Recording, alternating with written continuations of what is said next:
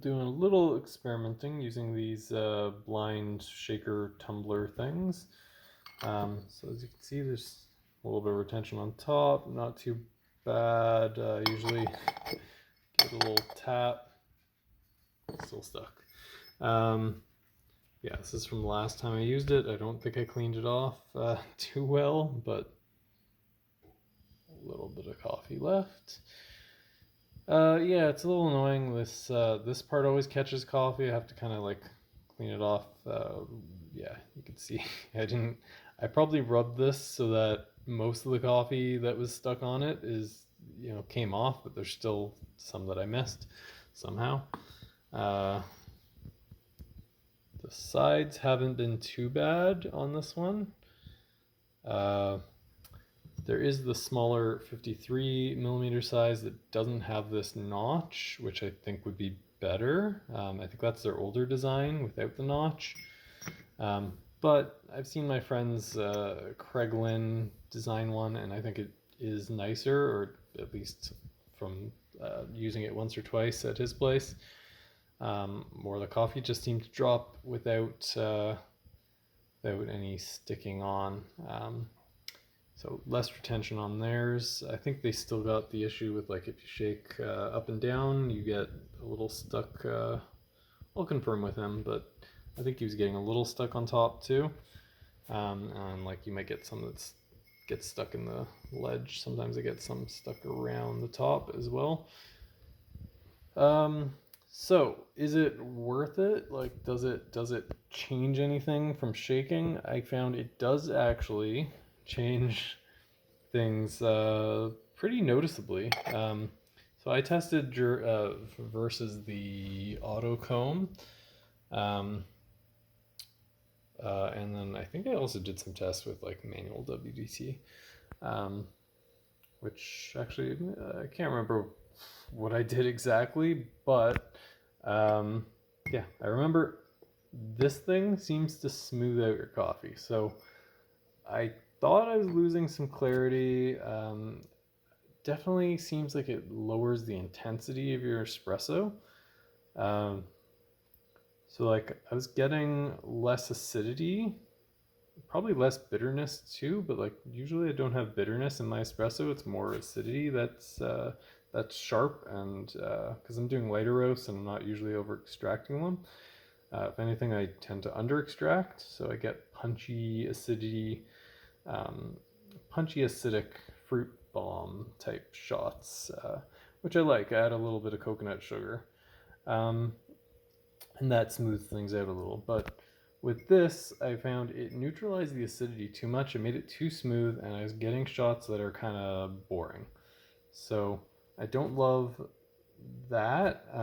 I've been told, and I tried this, so the advice was to shake less. So like about 3 shakes is all you need, and then you get still a little bit of acidity, and your coffee is more interesting, but also maybe a little smoother due to the shaking. And the supposedly what's happening is the fines are combining with the larger particles to create more homogeneous mixture, I guess, where it all mixes together and sticks to each other. And yeah, you do notice you may get faster flowing shots as well, so that tells you the fines are possibly stuck to other things and not working on their own as they normally would.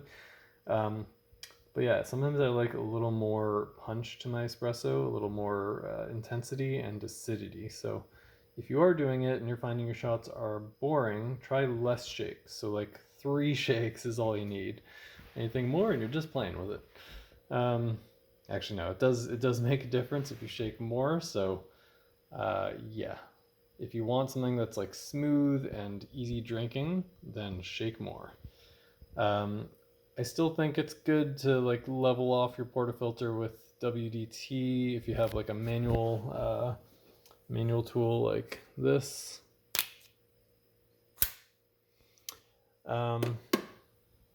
Sometimes that helps because like this doesn't always give you a nice even level bed. But I found even when it doesn't look like a perfectly good coffee bed, if you just tap it or smooth it do the old school WDT or whatever it's called, where Weiss no, that is the needle distribution. There was another one, Stockfleth method. That's what I'm thinking of. Old school, you use your finger to like kind of go around the portafilter. There it is. So you kind of just level it off with your finger. So that's what people used to do back before WDT. The Stockflesh, I don't know, method. Some guy with that name came up with it, I'm guessing. So yeah, you can do that, or just tap and kind of, level it off. I'll like give it a vertical tap.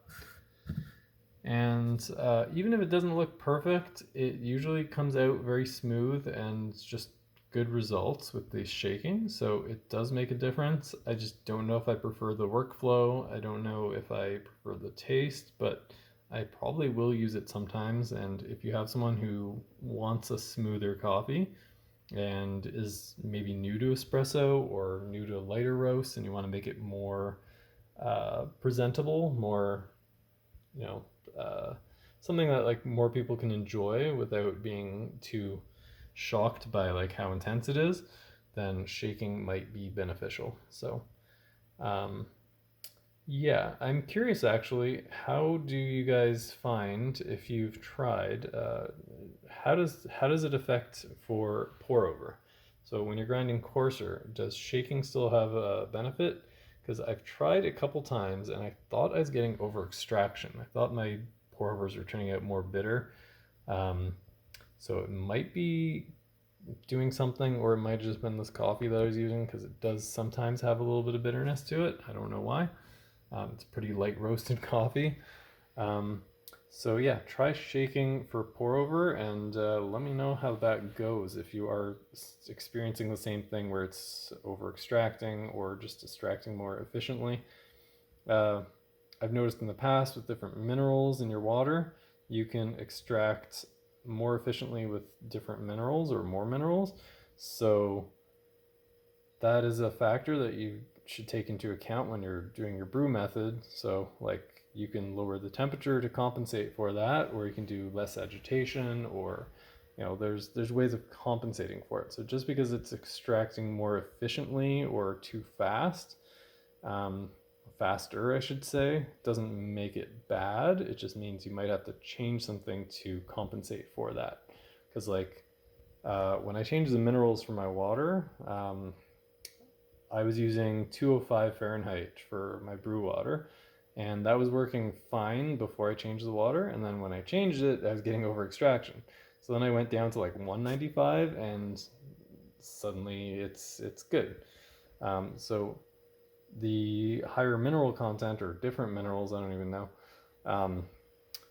that one allowed me to extract more efficiently, which means I could use a lower temperature, which is good because I prefer that with a plastic brewer. That way, less chance of leaching out whatever plastic chemicals might be in there. So yeah, there's pros and cons to changing your extraction and how it works. So if this does actually create a more efficient extraction, then you can either do lower temperature espresso shots as well, or pour overs if it only affects pour overs in that way. But I assume it would do the same thing for espresso.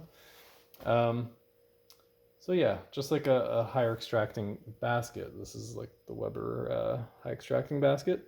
So their Lance was saying you can do shorter shots, and I found it does do pretty nicely with shorter shots, faster shots. But still, I find it's just pretty forgiving. So like if I do a longer shot, it works. If I do a shorter shot, it still works. So I like that. I like when things are more foolproof. I just don't like how it might make it foolproof but boring for the shaker case. And I don't want to lose clarity, especially if I'm like grinding on a high clarity, grinder like the P64 with SSP multi-purpose burrs. It was giving me pretty good clarity. I shook it and I'm like, it seems like it's more blended. Maybe it's the lack of acidity that was kind of making my perception of it seem like it's lower clarity. I don't know. But yeah, I'm going to test more and see if you're finding the same thing. Let me know. And also curious how it affects pour overs. So feel free to do some experiments and let me know what you guys think.